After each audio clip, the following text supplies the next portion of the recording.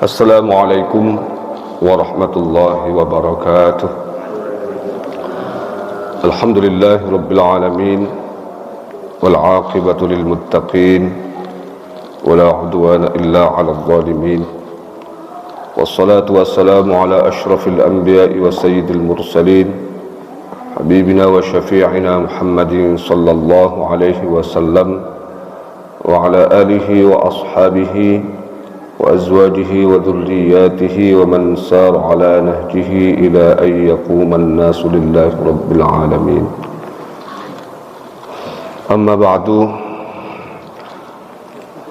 Jajaran pengurus DKM Masjid Raya Bani Umar yang saya muliakan, hadirin dan hadirat jamaah salat subuh rahimakumullah.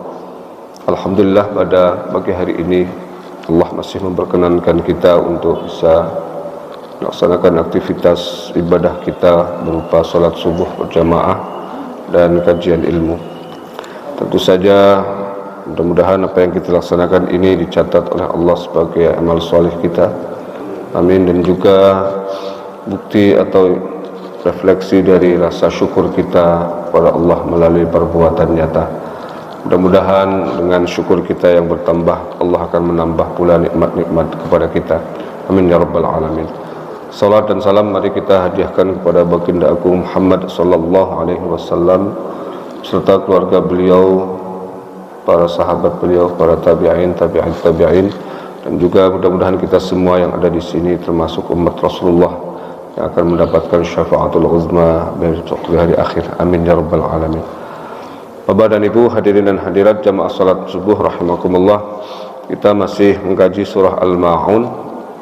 Pada kesempatan yang lalu di ayat 1 sampai 3 kita sudah membahas tentang orang-orang yang dianggap oleh Allah sebagai pendusta hari akhir atau hari kemudian. Ada juga yang memaknai ad-din itu sebagai agama. Kita sudah bahas kemarin bahwa dimensi dari keimanan dalam Islam itu ternyata tidak hanya terbatas pada persoalan-persoalan akidah atau tauhid saja, tetapi juga manifestasi dari tauhid itu harus ada kepedulian sosial. Jadi ayat 1 sampai 3 Allah menjelaskan tentang kriteria pendusta agama atau pendusta hari kiamat dalam hubungannya dengan sesama manusia. Jadi di ayat 1 sampai 3 Allah menjelaskan bahwa orang-orang yang mendustakan agama dalam kaitannya dengan sesama manusia adalah orang-orang yang tidak peduli baik kepada anak-anak yatim maupun juga orang-orang miskin, bahkan tidak menganjurkan untuk membantu mereka. Alih-alih membantu, menganjurkan saja tidak. Nah, di ayat 4 sampai 7 ini Allah menjelaskan tentang kriteria pendusta agama atau pendusta hari kiamat dalam hubungannya dengan Allah. Ya. Jadi kaitannya seperti itu. Ya. Jadi ayat ini 4 sampai ayat 7 menjelaskan tentang kriteria pendusta agama dalam kaitannya dengan hubungan hablum minallah. Ya. Tetapi juga bahwa hablum minallah di dalam Islam itu tetap saja tidak bisa dilepaskan dengan dimensi kemanusiaan. Jadi Islam itu agama yang sungguh holistik ya. Ketika dia melaksanakan atau diperintahkan kita melaksanakan ibadah yang bersifat vertikal, hubungan kita dengan Allah, maka ada dimensi kemanusiaan di situ, horizontal. Demikian pula ketika diperintahkan untuk melaksanakan ibadah yang bersifat horizontal, maka ada nilai-nilai vertikal. Ya. Itulah Islam. Ya. Jadi ketika kita diperintah sholat, itu pasti ada dimensi kemanusiaannya, ada dimensi sosialnya. Nah, demikian pula ketika kita diperintahkan misalnya untuk peduli kepada sesama, itu ada dimensi vertikalnya, ibadah, dapat pahala, mendekatkan diri kepada Allah, mensucikan batin kita. Wa yuzakkihim itu kan, ya. Bahkan ketika perintah zakat, ya, itu kan ada di situ kata-kata wa yuzakkihim, membersihkan jiwa, membersihkan hati, ya, kaitannya dengan hubungan kepada Allah. Ya. Jadi disinilah maka kemudian pada ayat yang keempat ini, ya, dan sampai ayat terakhir Allah menjelaskan tentang sisi yang kedua, dimensi yang kedua dari orang-orang yang mendustakan agama. Allah Subhanahu wa taala berfirman, a'udzubillahi minasyaitonir rajim, fawailul lil musallin alladzina hum 'an salatihim sahun alladzina hum yura'un wa yamna'unal ma'un. Fawailun, maka kecelakaanlah, lil musallin, bagi orang-orang yang salat, alladzina hum 'an salatihim sahun, yaitu orang-orang yang lalai dari salat mereka, alladzina hum yura'un, orang-orang yang berbuat riya, wa yamna'unal ma'un, dan menghalangi atau menolong dengan barang berguna. Bapak dan Ibu hadirin dan hadirat, di sini ada fa, ya, itu artinya ada relasi, ada hubungan, ada keterkaitan antara ayat ini dengan ayat sebelumnya. Maka ini membantah anggapan bahwa ayat yang pertama sampai ketiga itu Makkiyah atau turun di Mekah, ayat yang keempat sampai ketujuh Madaniyah, karena sebagian ulama mengatakan itu, ya. Ayat yang keempat ini berbicara tentang sholat, sementara sholat itu ada pada periode Madinah, di Mekah belum ada. Ya, itu akhir tahun kan, akhir tahun hijrah, apa namanya, Isra Mi'raj, baru kemudian kewajibannya diterapkan di Madinah. Ini terbantahkan oleh fa yang ada dalam fawailul lil musallin. Berarti ada di situ yang namanya keterikatan dalam jangka waktu pendek. Ya, sebab dalam bahasa Arab kalau menggunakan fa itu berarti jaraknya pendek. Kalau menggunakan summa biasanya jaraknya panjang. Ya. Nah, ini berarti secara keseluruhan surah Al-Ma'un ini turun di periode Mekah, walaupun berbicara tentang persoalan-persoalan sholat, karena sholat itu maknanya bisa saja bukan hanya sekedar sholat yang dipahami sebagai perbuatan yang dimulai dengan takbir, diakhiri dengan salam, tapi juga bisa dimaknai sebagai doa. Nah, ini ya. Nah, kemudian kata wailun itu juga berbagai pendapat ulama, ada yang mengatakan itu adalah kecelakaan secara umum, terutama di akhirat. Ya, ini pertama. Jadi yang namanya wailun itu adalah kecelakaan di akhirat. Ada yang mengatakan wailun itu adalah salah satu nama dari neraka di akhirat, neraka wail namanya. Ini pendapat yang kedua. Tetapi ada pendapat yang ketiga yang barangkali ini yang dianut oleh jumhur, mayoritas ulama, wailun itu adalah kecelakaan di dunia dan di akhirat. Nah, jadi bukan hanya di akhirat saja, tapi orang-orang yang akan kita bahas ini, ya, akan celaka, akan binasa, dalam arti bukan binasa mati, ya, binasa dalam perspektif kebahagiaannya, binasa kesejahteraannya. Ya, itu bukan hanya di akhirat saja, tetapi juga di dunia.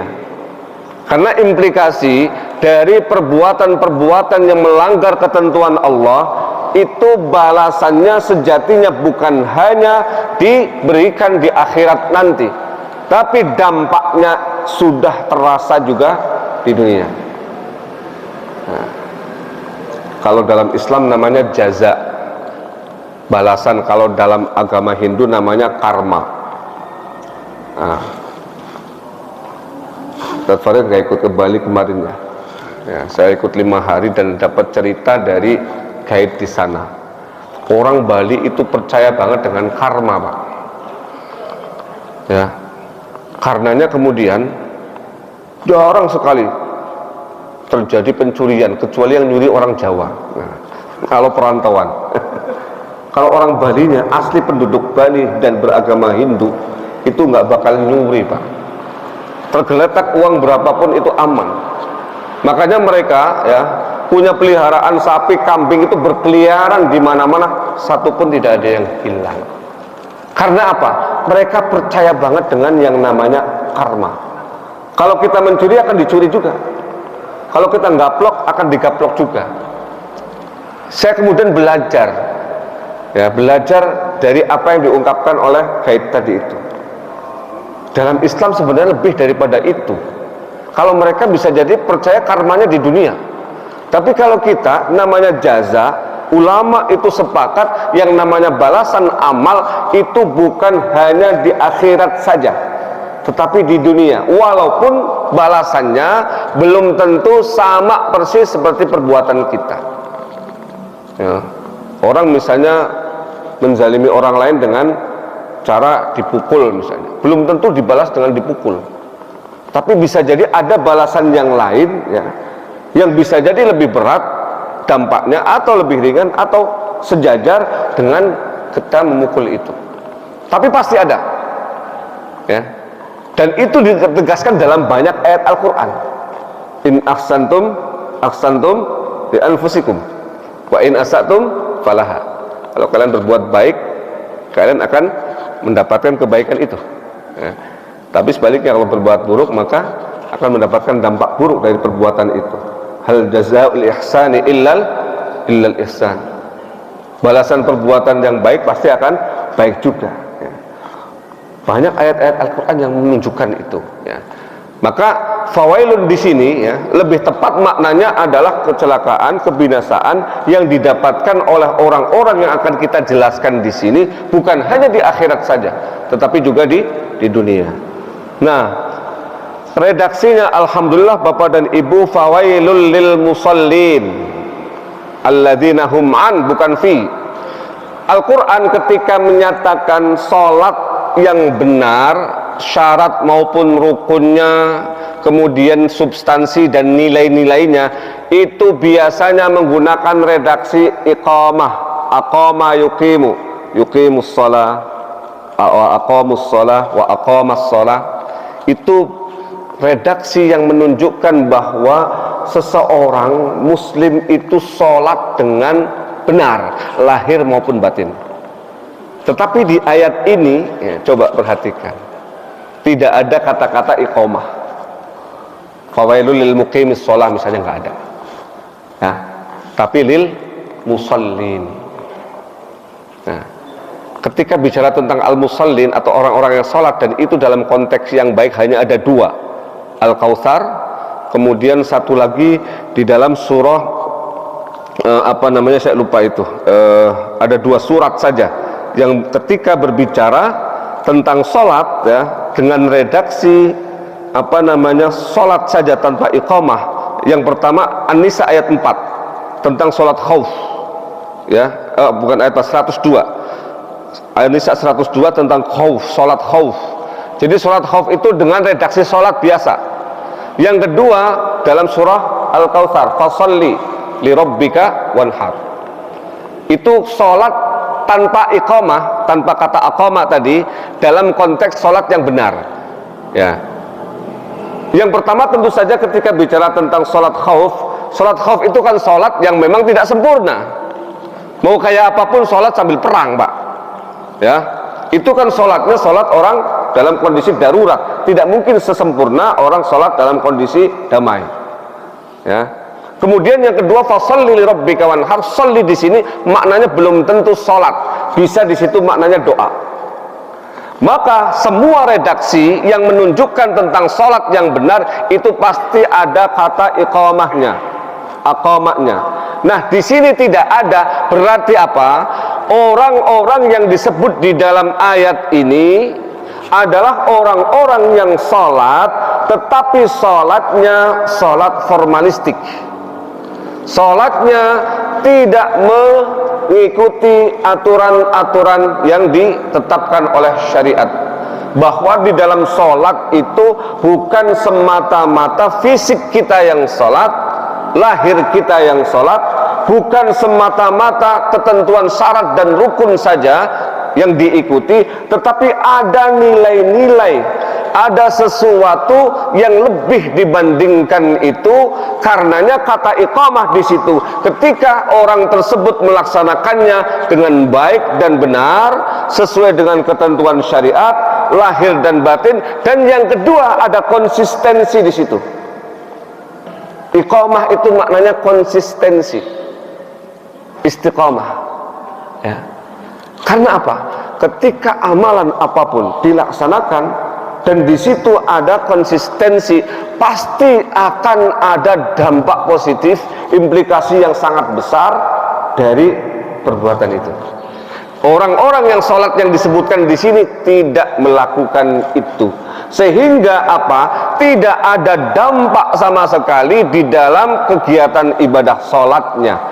Bahkan sholat yang mereka lakukan itu, ketika dilanjutkan ayat berikutnya, alladzina hum an sholatihim sahun, ya, bahwa sholat yang mereka lakukan adalah sholat orang-orang yang lalai, ya.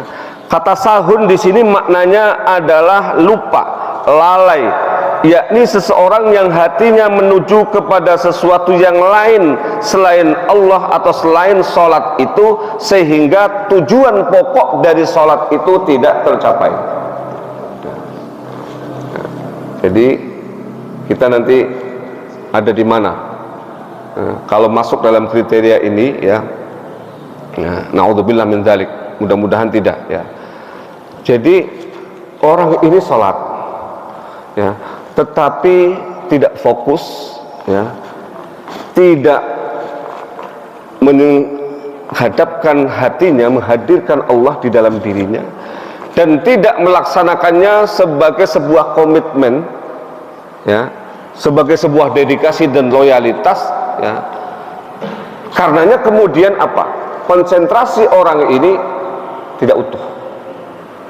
Dia ada di dalam masjid, ada di dalam musalla, tetapi pikirannya entah ada di mana, ya. Dia ada di dalam ucapan assalamualaikum, tetapi dia sendiri tidak memaknai assalamualaikum itu ketika dia kemudian keluar dari tempat ibadah sholat itu. Dia menyatakan Allahu Akbar, ya, iya, Allah Maha Besar, dan dia mendeklarasikan itu, tapi deklarasi itu deklarasi kosong karena memang dia tidak fokus di sana.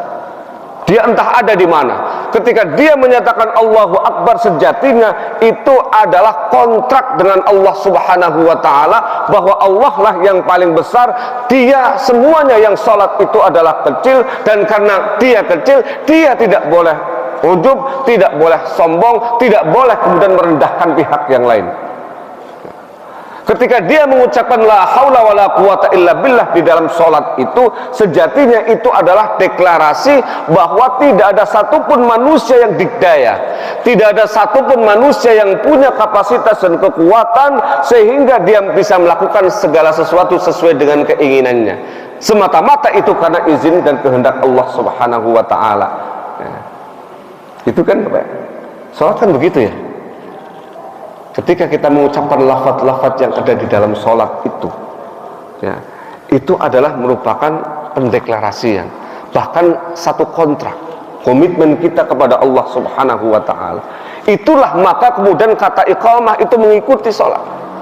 Sementara orang-orang yang disebutkan di dalam ayat ini, sholatnya tidak ada implikasi apapun, ya. Dia sholat tetapi apa? Maksiatan tetap dia lakukan. Dia sholat tetapi apa? Sifat-sifat yang disebutkan di dalam sholat, di mana Allah itu tergambar sedemikian rupa, itu tidak tercerminkan di dalam perilaku dan sifat orang-orang ini, sehingga dia sholat hatinya tidak pernah tentram. Dia sholat tetapi jiwanya jiwa pemarah. Dia sholat tetapi tidak pernah mentransmisikan kedamaian, tidak pernah menciptakan kesejahteraan, tidak pernah membuat damai pihak yang lain. Nah, Inilah yang disebut an sholatihim sahun. Alhamdulillah redaksinya dengan menggunakan an, Pak, tidak fi. Ini yang kita syukuri. Sebab kalau menggunakan fi, berarti sholat kita mungkin semuanya itu tidak ada yang sah, tidak ada yang bernilai pahala. Karena kalau fi berarti di dalam sholat itu, di dalam sholat itu lalai. Allahu Akbar. Ketika itu ibu-ibu ingat jemuran. Allahu Akbar. Bapak-bapak baru nikah ingat bini muda, ya. Kan baru nikah kan, ya. Yang belum nikah ingat belum nikah, ya, itu kena lagi, ya, ya, iya kan. Allahu Akbar. Waduh, utang saya belum saya kembalikan, gimana ya caranya kembalikan, ini kebutuhan banyak. Nah, itu kan hampir semua orang, Pak. Hampir semua orang di dalam sholatnya pasti ada berseliweran di situ berbagai pikiran yang ada di dalam benaknya. Berseliweran itu, Pak, berganti-ganti. Ya, terkadang malah di luar sholat nggak ketemu, begitu dalam sholat ketemu semua. Dan itu sudah pernah saya ceritakan dulu, Pak. Imam Hanafi ketika ada orang mengeluh, mengadu kepada beliau bahwa dia kehilangan emas batangan, Pak, harganya miliaran. Dia nyimpen emas tapi lupa tempatnya, ya, udah puluhan tahun, Pak, kesana kemari nyari orang pinter, ya, lahir dan batin itu dia udah usaha itu, nggak ketemu, ya, lupa, Pak, aneh itu, ya. Jadi nyimpen emas batangan jumlahnya banyak, harganya luar biasa, lupa, ya. Begitu kesana kemari nggak ada jalan keluar, akhirnya dianjurkan menemui Imam Abu Hanifah.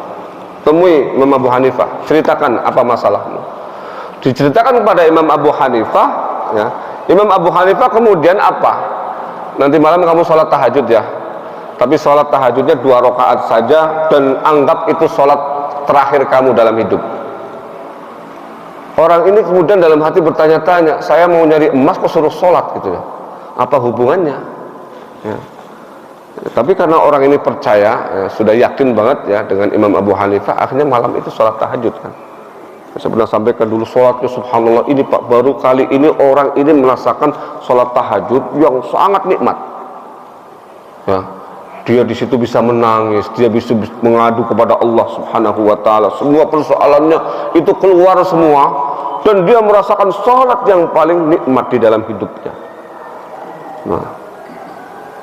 Nah, begitu mendekati salam, nih, setan, ya, yang merupakan musuh daripada orang-orang yang khusyuk tadi itu, ya, itu kemudian berembuk itu, bukan satu, ya, beberapa itu, ya. Ini orang sholatnya luar biasa, kalau dia sampai selesai salam kalah kita. Udah, siapa dulu yang membuat memorinya hilang tentang emasnya itu? Oh, ternyata ada salah satu jin, Pak, yang memang, ya, menutup memori dari orang tersebut. Dan ini pernah terjadi, saya beberapa kali diceritakan oleh orang yang ahli, ya, bahwa memang kalau urusan harta karun itu kadang-kadang jin ikut terlibat, Pak. Ya, ini enggak omong kosong, ya, ini memang terjadi seperti itu, ya. Jadi jin yang menutup memorinya itu kemudian, sudah, kamu ngalah aja deh daripada kita kalah, buka saja memori orang ini tentang emas itu. Betul, Pak. Begitu menjelang salam, orang ini, oh, emasnya kan di sana, kenapa ya saya selama ini puluhan tahun lupa, ya. Jadi begitu menjelang salam, dia ingat bahwa emasnya dia timbun di satu tempat. Nah, begitu selesai salam, dia bingung, saya harus senang atau sedih. Senang karena tempat emasnya itu ketemu, sedih karena sholatnya, nilai sholatnya, ya, itu yang disebut sebagai iqomah tadi batal, tidak ada nilai pahalanya. Karena apa? Tadi itu sesuatu yang seharusnya tidak dia ingat, malah kemudian ingat. Akhirnya datang kepada Imam Abu Hanifah. Imam Abu Hanifah tersenyum, tuh kan, Saya kan sudah bilang, kalau pengen nyari sesuatu yang hilang, sholat aja. Ini sebelum sholat nggak ketemu, nanti masuk ke dalam sholat ketemu itu. Coba saja. Nah, kalau dengan menggunakan redaksi fi, berarti semua orang termasuk kita. Saya itu sering Pak, kalau sholat yang 4 rakaat dan sholat sir, zuhur atau asar, itu rakaat ketiga keempat itu ragu-ragu. Ini 3 atau 4 ya. 3, 4, akhirnya nunggu tokeknya nggak ada. Lah gimana itu? Itu sering Pak, ya kan? Dan hampir semua orang seperti itu, ya. Nah, alhamdulillah menggunakan redaksi fi, tidak an, bukan fi, ya. Kalau fi kita semua nggak ada yang benar sholatnya. Tapi karena menggunakan an itu tadi, an itu yang saya sampaikan tadi. Orang ini nggak mentingin sholat, menganggap sholat itu remeh. Orang ini sholatnya sholat yang kemudian tidak ada implikasi apapun. Sholat tapi apa? Maksiat jalan terus. Sholat ya sholat, tapi marahnya tidak pernah berhenti, ya, emosinya tidak terkendali. Sholat sih sholat, tapi bikin resah tetangga, bikin resah lingkungan misalnya. Itu yang dimaksud an itu Pak, ya. Jadi bukan di dalam sholatnya, ya. Kalau di dalam sholatnya yang lalai, ya, itu semua kita lalai Pak. Tapi yang seputar sholat tadi, substansi esensi daripada sholat yang tidak dilaksanakan, itu insya Allah kita tidak termasuk.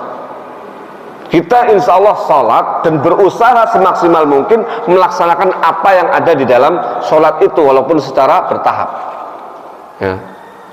Karenanya kemudian, ya, kita tidak, mudah-mudahan tidak termasuk dalam kategori ini, ya. Tetapi bagaimanapun, ya, jangan sampai kemudian, ya, mendekati itu apalagi sampai melaksanakannya. Karena memang tadi itu banyak orang sholat tetapi substansi sholatnya tidak sama sekali dia dapatkan.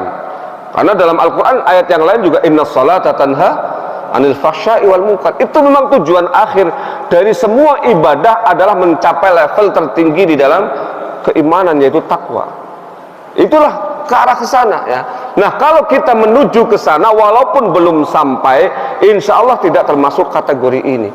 Tetapi kalau kemudian kita membiarkan terus menerus apa yang kita lakukan tidak ada gunanya, tidak ada esensinya, maka dikhawatirkan masuk dalam kategori ini. Nah, ini yang pertama, ya. Jadi kriteria yang pertama, orang-orang yang sholat, ya, dan sholatnya itu lalai seputar apa yang saya sampaikan tadi itu, ya, bagaimana substansi sholat itu, ya, di mana sholat itu mencegah perbuatan keji dan mungkar. Sholat itu akan menciptakan kedamaian di dalam hatinya sehingga kedamaian itu ditransmisikan kepada orang lain. Sholat itu akan menenteramkan orang yang melakukannya sehingga ketentraman itu akan tercermin di dalam keluarganya. Sholat itu akan membuat hati yang damai sehingga kedamaian itu akan luber kepada masyarakatnya, ya. Itulah esensi daripada sholat. Nah, yang tidak melakukan itu, ya, berarti kategorinya fawailul bil musallin. Jadi sholatnya hanya formalitas, sholatnya hanya memenuhi kewajiban, sholatnya hanya sekedar kadang-kadang malah gengsi, tren, ya, bahwa sholat ini adalah merupakan tren yang dilakukan sehingga dia ikut-ikutan. Maka kemudian diperkuat oleh ciri-ciri yang kedua, alladzina hum an sholatihim sahun walladzina hum yura'un. Menggunakan redaksi fi'il mudhari', kata kerja yang mengandung makna sekarang dan yang akan datang.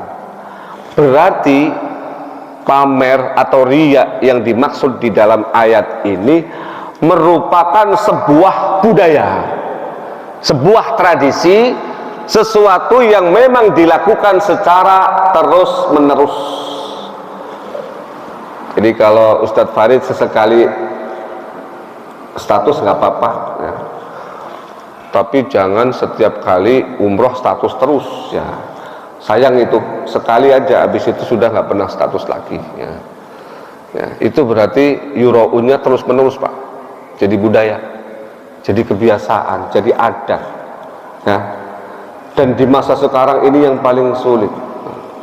Sekarang ini yang namanya media sosial, yang namanya teknologi itu memungkinkan semua apapun yang dilakukan oleh kita disorot, baik langsung maupun tidak langsung. Ini juga disorot kan.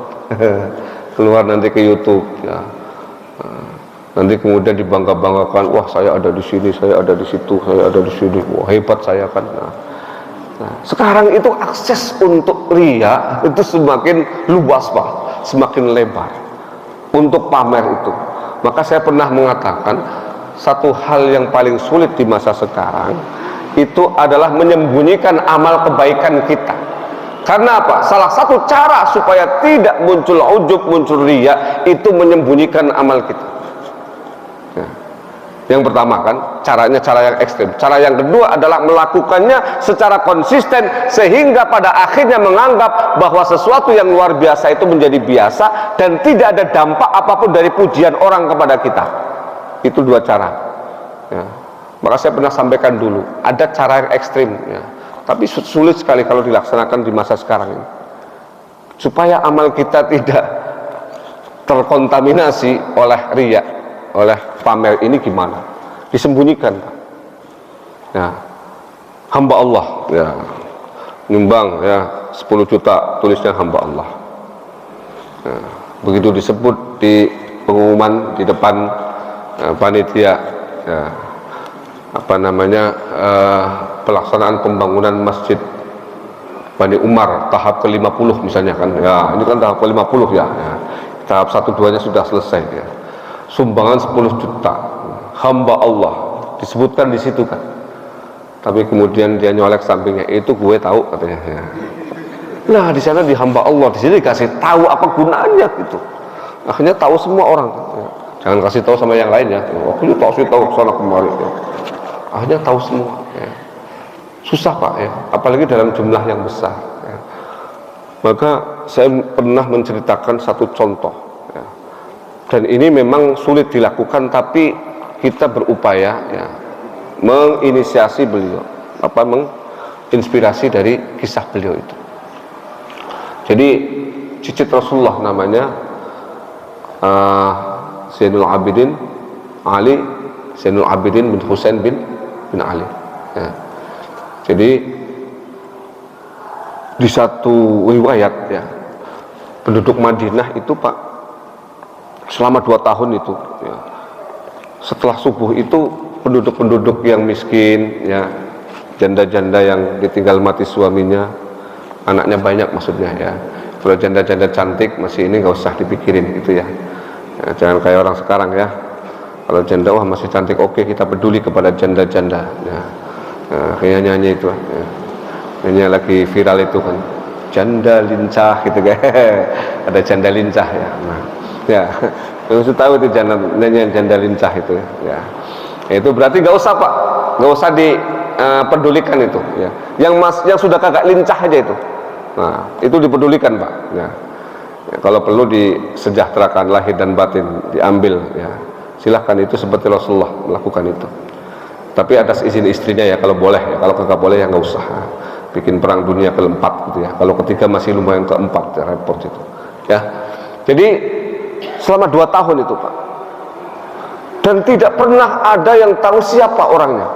Ini hebat sekali Pak, menyimpan ya rahasia selama 2 tahun, bahkan istri beliau nggak tahu, anaknya bisa jadi tahu tapi di silent semua, dikunci semua itu mulutnya. Dan itu susah kalau di masa sekarang Pak. Sampai kemudian setelah 2 tahun ini Zainul Abidin wafat, dan subhanallah Pak, karena beliau cicit Rasulullah, hampir semua penduduk Madinah takziah kan. Begitu takziah pada kaget, karena yang bertugas memandikan jasad beliau itu menjumpai di punggungnya sini Pak, itu ada warna biru lebam, kapalan Pak. Jadi warna biru lebam ya, di punggungnya keras gitu ya Pak. Kapalan namanya kalau di Jawa ya. Kalau di sini namanya apa Pak? Sama ya, kapalan ya. Ini orang Indonesia tuh hebat, kapal ada di punggung gitu kan. Saya paling sering kagum sekali Pak. Saya bangga-banggakan pada orang lain. Ya. Orang Malaysia ada di kelas saya di manajemen dakwah, ada satu orang Malaysia. Orang Indonesia, wah paling kuat di seluruh dunia. Apa Pak indikasinya? Tuh bata aja dimakan, ya. Tuh batagor gitu kan? Ya saya bilang, bata aja dimakan itu. Ya. Batagor maksudnya Pak. Ya. Orang Indonesia itu kuatnya luar biasa. Bata aja dimakan. Ya. Semen lebih-lebih itu kan semen lebih ringan daripada bata gitu. Bata kuatnya kayak apa dimakan. Ya. Itu orang Indonesia luar biasa. Ya. Kuatnya. Ya. Nah ini ada kapalan di sini sampai kemudian orang kaget semua dan kemudian menduga-duga jangan-jangan selama ini yang membantu penduduk Madinah adalah beliau. Dan ternyata dugaan itu benar. Setelah beliau dikuburkan tidak ada lagi bantuan. Jadi diketahui setelah beliau wafat. Nah, Imam Ahmad bin Hanbal ya, juga selama 4 bulan itu tidak pernah ketahuan sholat tahajud atau membaca Al-Quran oleh Imam Abu Bakar Al-Maruzi. 2 orang ini bersahabat, pernah mengadakan perjalanan selama 4 bulan. Nggak pernah melihat, ini Abu Bakar Al-Maruzi nggak pernah melihat Imam Ahmad sholat tahajud. Entah gimana caranya gitu, pura-pura apa bagaimana gitu ya. Dan tidak pernah melihat Imam Ahmad itu baca Quran. Ya mungkin baca tapi kan dalam hati. Bisa aja kan Pak ya? Ya. Kalau sekarang kan enak pakai masker, ditutup masker nggak ketahuan ya. Ya. Ya kan? Kalau dulu kan susah. Ya, mungkin dalam hati. Ya. Sampai kemudian ya, dalam riwayat itu Imam Ahmad ditanya, apa engkau memang tidak pernah membaca Al-Quran selama itu? Apa engkau memang tidak pernah salat tahajud selama itu? Ya. Imam Ahmad diam saja. Tapi Imam Abu Bakar curiga, jangan-jangan ketika saya bangun beliau pura-pura tidur. Ketika beliau baca Quran, saya datang kemudian beliau pura-pura sedang apa kek gitu. Nah, ini Imam Abu Bakar mencuriga jangan-jangan ini Imam Ahmad sengaja menyembunyikan supaya tidak keluar. Nah, tapi malah keluar riwayatnya kan. Ini salah satu cara yang ekstrim. Ya. Nah, tapi itu sulit memang di masa sekarang. Nah yang kedua, maka cara yang kedua tadi itu, ketika kita melakukan perbuatan baik yang luar biasa, awalnya bisa jadi kemudian ketika ada yang mengapresiasi, ada yang memuji, pasti kita bangga ya kan. Lainnya nyumbang 1 juta, kita 100 juta misalnya, ya pasti. Apalagi disembunyikan ketahuan, akhirnya ada yang menyampaikan, Bapak kok bisa ya melepaskan uang 100 juta itu. Awalnya bisa jadi kita tersanjung, tapi setelah sekian kali berkali-kali nyumbang banyak terus kayak begitu, lama-lama kan orang udah biasa ini kok. Pujian juga tidak ada lagi dan hati orang itu sudah bisa mengelola lebih baik sehingga kemudian dia tidak merasa ujub lagi, apalagi sampai ria. Nah, jadi konsistensi berbuat baik itu pada akhirnya akan memunculkan akhlak, dan kalau sudah jadi akhlak itu tidak akan mempengaruhi apapun. Orang mau memuji, orang mau melakukan apapun kepada dia yang bernada sanjungan, tidak akan ada pengaruhnya. Nah inilah yang kemudian akan menggerogoti sedikit demi sedikit sifat riya tadi itu. Karena memang riya ini menjadi salah satu ciri orang munafik. Innal munafiqina yukhadi'una Allah wa huwa khadi'uhum wa idza qamu ila salati qamu kusala yura'unan nas. Mereka pamer kepada manusia ya. Jadi mereka lebih bangga dipuji oleh manusia dibandingkan dipuji oleh Allah. Dan ini sifat manusia yang melekat Pak. Semua manusia punya potensi untuk bangga ketika dipuji. Siapapun manusianya itu senang kalau ada yang menyanjung, ya Pak. Nggak ada orang suka kalau dicaci, ya kan? Direndahkan nggak ada satupun. Nah tetapi potensi ya, senang bangga ketika disanjung ini jangan sampai kemudian merembet kepada hal-hal yang bukan tempatnya ya. Maka memang perlu terus diolah batin kita, dilatih terus menerus sehingga kemudian sifat ini secara gradual, secara bertahap akan tergerus dengan sendirinya. Caranya tadi itu ya. Misalnya orang ini setiap Jumat dia datang jam 10, yang lainnya datang paling cepat jam 11. Jam 10 sudah ada di masjid, tapi itu kebiasaannya dari sejak muda sampai dia meninggal. Dia akan melakukan itu tanpa ada tendensi apapun, mau dipuji orang, mau apa kayak terserah. Memang itu sudah jadi kebiasaan saya kok. Ya kan? Ustadz Farid misalnya udah jadi imam di sini, Ustadz Iqbal jadi imam di sini, kemudian dipuji, wah suaranya bagus ini. Awalnya bisa jadi bangga, tapi kemudian karena terus menerus lama-lama nggak ada yang muji juga kan, ya, udah biasa kali itu. Nah, kalau toh dipuji kemudian Ustadz Iqbal, Ustadz Farid juga sudah nggak ada dampak sama sekali, karena memang itu sudah kebal. Secara orang ini kalau dikasih obatnya itu dosisnya tinggi, dosis yang rendah juga mental, nggak akan ada manfaatnya, ya kan? Awalnya bisa jadi klenger pak, dikasih dosis tinggi langsung pingsan, ya kan? Klenger, itu tadi pujiannya terlalu tinggi, terbang itu ya.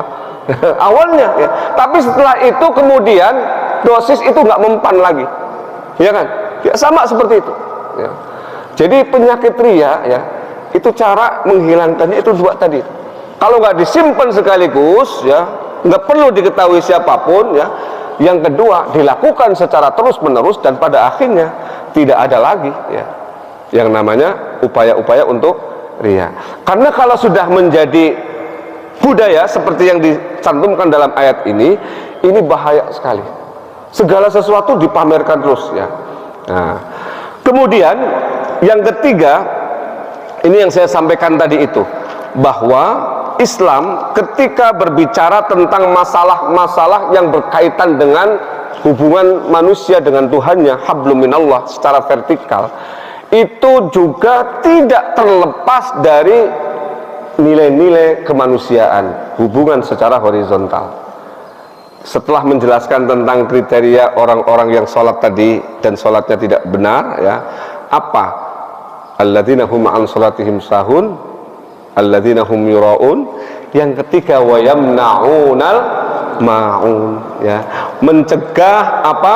Memberikan barang yang berguna atau menghalangi, menolong dengan barang berguna. Nah, barang berguna itu kalau dalam penafsiran banyak sekali perbedaan dari para ulama, tetapi yang dimaksud barang berguna ini adalah barang yang berguna walaupun kecil nilainya, ya. Jadi kenapa ini disebut pak? Orang biasanya, ya, kalau melepaskan uang, misalnya dia punya 1 juta melepaskan 900.000, itu kan susah pak, karena itu barang besar. Ya, tapi kalau cuma 2.000 kan kecil pak dari 1 juta. Segitu aja dia nggak mau gitu loh. Maka ini ciri-ciri pendusta agama itu. Lah yang ngasih 1.000 aja kok nggak mau, bagaimana mungkin ngasih 1 juta gitu. Nah, jadi barang yang berguna di sini disebut karena apa? Ini kelihatannya sesuatu yang remeh, berbagi kepada orang lain yang remeh saja, yang cemen saja tidak mau, apalagi yang besar. Di kesempatan yang lalu di ayat-ayat awal juga sama. Allah itu, ya, mencerca, ya, bukan orang yang memberikan atau tidak enggan memberikan makanan, enggan berbagi makanan, bukan, tapi mencerca orang-orang yang menganjurkan saja tidak mau. Wala yahuddu ala ta'amil miskin, menganjurkan saja nggak mau. Menganjurkan kan apa sih? Cuman modal ludah doang kan, nggak modal mulut doang, nggak modal apa-apa aja nggak mau gitu loh. Berarti memang orang ini sudah kebangetan, menganjurkan saja tidak, apalagi memberikan gitu loh. Di sini juga sama, yang besar apalagi, yang kecil saja tidak. Nah, ini adalah gabungan saya sampaikan tadi, sinergi antara dimensi vertikal dan horizontal sekaligus. Ketika orang sholat, ya, iya dia melaksanakan sholat, bisa jadi sholatnya konsisten, istiqomah, tetapi kok tidak ada dampak sosialnya sama sekali, dalam sholat itu, maka orang-orang ini belum termasuk orang yang aman dari kriteria pendusta agama. Hati-hati Pak ya. Jadi dia sholatnya bisa jadi rajin, ibadahnya luar biasa Pak, tapi kepedulian sosialnya tidak ada sama sekali. Yang kecil aja 2000 nggak mau gitu loh ya. Maka untuk latihannya memang betul ya, dilatih ya, sedikit demi sedikit dari kecil. Anak kita latih tuh, ada pengemis depan kasih ya 1000, dia punya uang jajan 5000, yang 1000 kasih ya. Dilatih supaya apa? Rasa kepemilikan itu, ego kepemilikan itu longgar. Bukan tidak ada sama sekali, nggak mungkin orang tidak memiliki ego kepemilikan, nggak mungkin, tapi dilonggarkan. Ini yang pernah berkali-kali kita sampaikan. Mengapa Allah ketika bicara tentang nikmat di dalam Al-Quran tidak pernah disandarkan kecuali kepada Allah? Nikmat Allah, nikmat Rabbik, nikmati atau nikmatku, langsung kepada Allah. Karena itu tadi, makna yang pertama adalah semuanya yang kita dapatkan, yang kita peroleh, nikmat dunia ini bukan milik kita, tetapi milik Allah ya. Mas Farid ya, istrinya itu milik Allah. Kalau Mas Iqbal masih milik Allah secara pribadi ya, pribadinya milik Allah, belum milik istrinya gitu. Nah sekarang punya istri, istrinya juga milik Allah ya. Sewaktu-waktu misalnya yang punya memang pengen mengambil, dan nanti Mas Farid ya, kalau Mas Faridnya sudah nggak ada juga gitu ya sudah 95 tahun ya, umurnya pengen 95 100 tahun ya, pengen yang umur panjang yang berkah gitu ya. Oke. Jadi kepemilikan itu Pak yang menyebabkan ya kita ini sulit untuk berbagi yang kecil sekalipun. Dan itu semua manusia punya ego itu Pak, semuanya punya, tergantung kuat atau tidak, besar atau tidak ya. Makanya saya pernah sampaikan dulu kan, kita berlatih terus untuk melepaskan sedikit demi sedikit ego itu agar jangan terlalu kencang itu Pak ikatannya di hati kita ya. Kan saya pernah sampaikan dulu bagaimana Umar bin Abdul Aziz ya, ketika putranya wafat, itu ikatannya ikatan apa Pak? Seorang ayah dengan anak, ikatan cinta kan, mahabbah kepada putra, cinta kepada putra itu wah luar biasa, jauh lebih besar dibandingkan cinta kita kepada suami atau istri. Kalau disuruh memilih pasti ya, siapapun tahu bahwa ada istri yang namanya mantan, ada mantan suami ya. Tapi tidak ada mantan anak, tidak ada. Umar bin Abdul Aziz ketika putra beliau yang paling disayang, jadi inilah Allah ketika mencintai seseorang, menyayangi seseorang, itu diuji dengan apa yang paling dia sukai untuk meningkatkan level orang itu ya. Itu pasti terjadi Pak. Kalau ujiannya kita ini adalah hal-hal yang biasa, yang tidak besar, itu berarti level kita juga biasa dan tidak besar. Ini Umar bin Abdul Aziz tumben banget hatinya terikat banget sama anaknya ini. Dan itu saya ingat pernah bapak saya itu menangis baru kali itu saya melihat bapak menangis karena adik saya Pak. Saya juga masih ingat ketika saya masih aliyah waktu itu. Jadi bapak itu nangisnya kenapa? Saya itu sama anak ini kok ada rasa yang berbeda, sayangnya luar biasa. Nah kemudian bapak nangisnya setelah itu nangis menyesal, ya Allah saya kenapa ya terlalu sayang sama dia, makanya diambil. Coba kalau kemudian waktu itu saya sama sayangnya sama anak-anak yang lain juga, barangkali nggak diambil. Ya, untungnya sayang bangetnya nggak sama saya. Mungkin kalau saya sama saya dulu diambil ya Pak ya. Itu ya. Gitu. Jadi Umar bin Abdul Aziz sayang banget sama anak ini, diambil sama Allah. Ya Allah, beliau menangis, meneteskan air mata dan mengucapkan innalillah berkali-kali. Tapi setelah itu kemudian dilihat sama orang tidak terlalu lama, tersenyum, kemudian mengucapkan alhamdulillahirabbil alamin. Nah ini yang kemudian memunculkan pertanyaan, wahai Amirul Mukminin, tadi engkau meneteskan air mata mengucapkan innalillah kami maklumi. Tapi kok setelah itu engkau tersenyum dan mengucapkan alhamdulillah? Ada apa gerak? Nah, kemudian Umar bin Abdul Aziz menjawab, ketika saya menangis, meneteskan air mata itu adalah tangisan seorang ayah yang kehilangan putra tercintanya. Tapi setelah itu saya sadar bahwa dia bukan milik saya, gitu.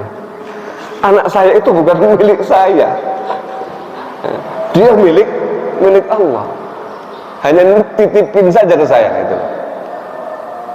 Apalagi setelah kemudian saya sadar bahwa selama ini rasa cintaku yang berlebihan kepada anak saya ini menyebabkan mahabbahku kepada Allah berkurang.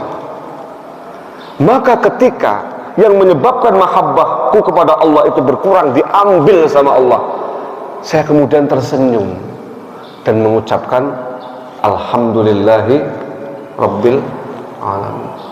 Subhanallah, saya baca kisah itu Pak merinding Pak ya.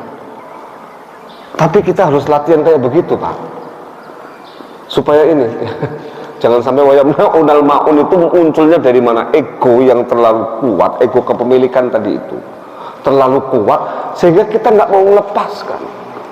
Berat sekali itu Pak. Makanya secara gradual ini dilatih. Jangankan yang namanya harta, itu tadi putra saja.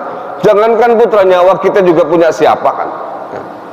Jadi karenanya ketika orang sholatnya benar, sholatnya istiqomah, maka dia pun harus secara bertahap melatih ya jiwanya, melatih hatinya untuk tadi itu. Bagaimana memandang keluar, jangan ke dalam saja Pak, melihat keluar. Tuh tetangga saya kenapa itu, kok kayaknya sedih. Tuh ya, saudara saya butuh pertolongan, apalagi orang tua kita. Ya, lihat ke sana. Jangan hanya melihat ke dalam diri kita, internal kita. Sebab kalau kayak begitu, ya, dalam banyak ayat pun kita belum disebut sebagai seorang mukmin sejati. Ya, masih disebut lafi khusrin ya, di dalam surat Al-Asr yang pernah kita bahas itu. Orang-orang yang merugi itu diantaranya adalah orang-orang yang tidak punya kepedulian sosial. Ciri-ciri orang yang beruntung: iman, amal soleh, wa tawassaw bil haqqi wa tawassaw bis. Duanya yang itu amal iman, amal soleh ke atas, yang dua lagi ke samping, horizontal itu. Kalau ada orang imannya kuat, kokoh, amal solehnya terus individual, tapi secara sosial dia lemah, belum akan beruntung, masih merugi. Dan itu berlaku untuk semuanya Pak. Maka itulah Islam. Karenanya kemudian dimensi sosial, dimensi kemanusiaan itu tidak kalah pentingnya dengan dimensi vertikal, dimensi ketuhanan. Tidak boleh mana yang didahulukan, harus bersinergi.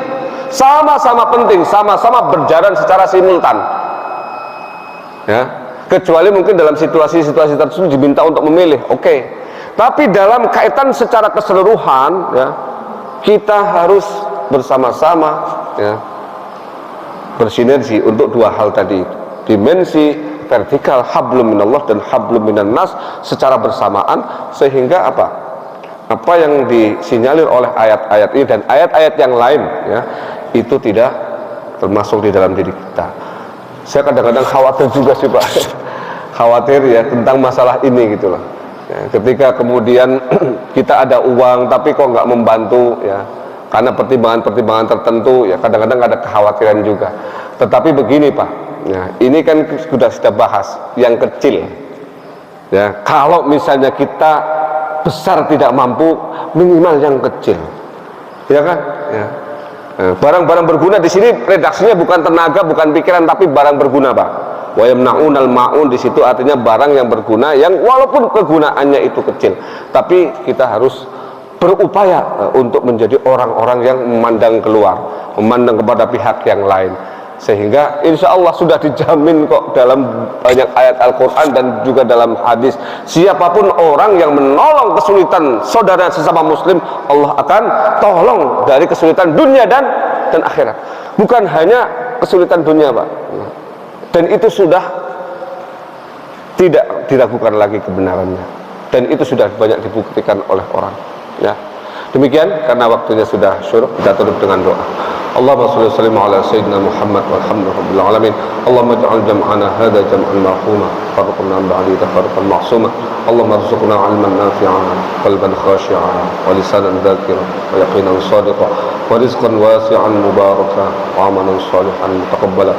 Allahumma inna na'udzubika min 'ilmin la yanfa', wa min 'aynin la tadma', wa min nafsin la tashba', min du'a'in la yusma'. اللهم استجب دعاءنا واشف مرضانا وارحم موتانا ولا تخيب فيك رجاءنا واختم بالباقيات الصالحات اعمالنا ربنا آتنا من لدنك رحمة وهيئ لنا من امرنا رشدا ربنا آتنا في الدنيا حسنة وفي الآخرة حسنة وقنا عذاب النار سبحان ربك رب العزة عما يصفون سلام على المرسلين والحمد لله رب العالمين.